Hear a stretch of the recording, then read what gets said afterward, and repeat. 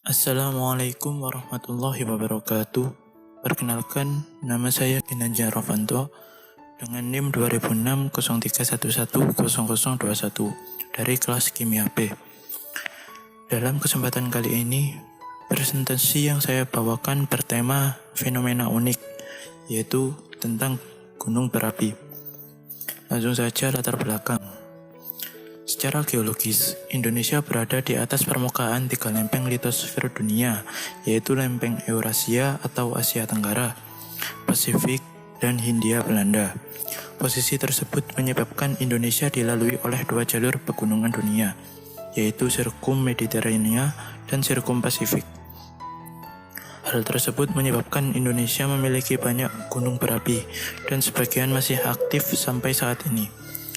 Keberadaan gunung berapi tersebut memberikan dampak besar bagi masyarakat. Dampak positifnya seperti tanah yang subur dan sumber daya alam yang melimpah. Sedangkan dampak negatifnya adalah bahaya letusan gunung berapi. Fisika adalah bangun pengetahuan yang menggambarkan usaha, temuan, wawasan, dan kearifan yang bersifat kolektif dari umat manusia. Di samping itu, fisika merupakan aktivitas manusia yang bertujuan menemukan keteraturan alam melalui pengamatan, pengukuran, dan eksperimen. Sebagai bangun pengetahuan fisika tersusun atas fakta, konsep, prinsip, hukum, dan teori. Sedangkan sebagai aktivitas fisika merupakan cara berpikir yang bersifat dinamis dalam rangka menemukan kebenaran suatu ilmu.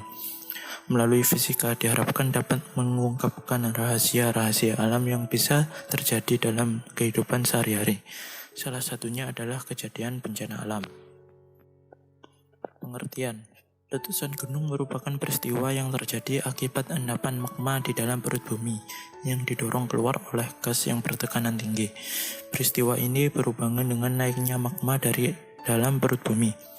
Aktivitas magma yang mempunyai suhu yang sangat amat tinggi di dalam perut bumi berusaha keluar sehingga dapat terjadi retakan-retakan dan pergeseran lempeng kulit bumi. Magma yang keluar dari perut gunung berapi adalah gunung yang sedang meletus atau vulkanisme.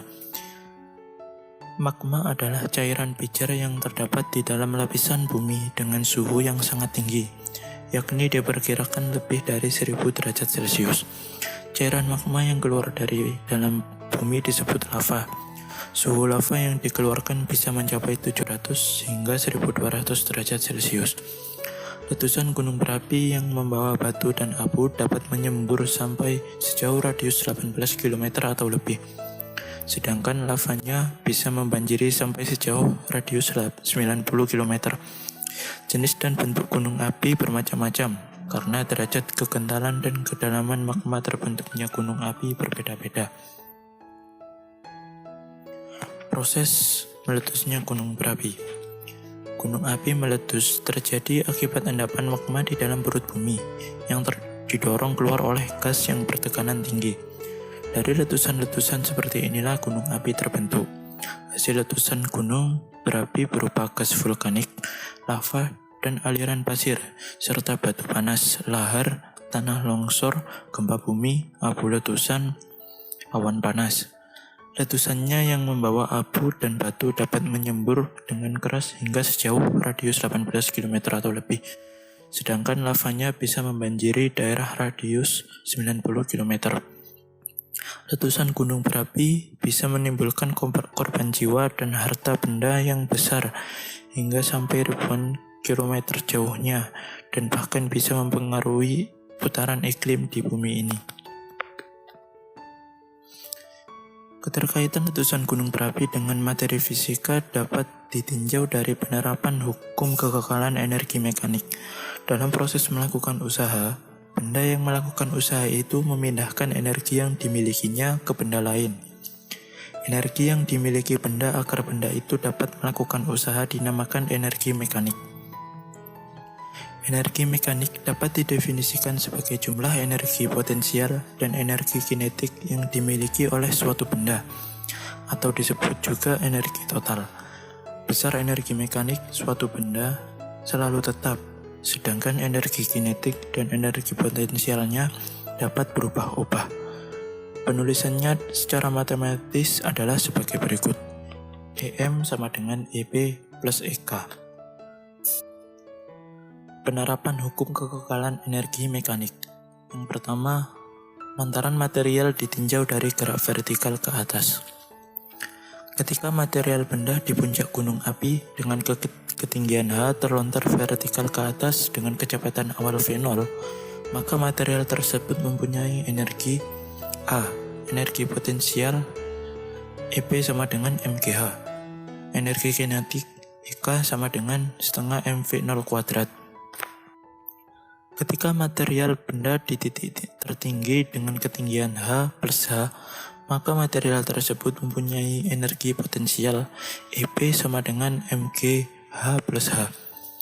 Untuk mencari ketinggian maksimum, maka digunakan hukum kekekalan energi mekanik. EM1 sama dengan EM2, hingga diperoleh hasil H maksimum, yaitu V0 kuadrat per 2G.